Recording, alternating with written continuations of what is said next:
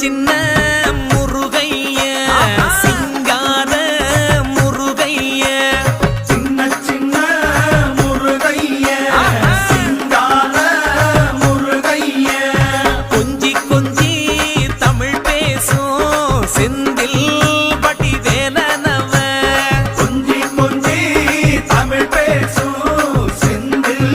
வடிவேலனவ சின்ன சின்ன முருகைய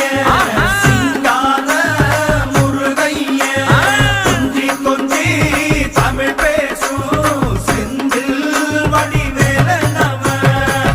சுப்பிரமணிய சாமி என்பார், கார்த்திகேயன் என்பார்,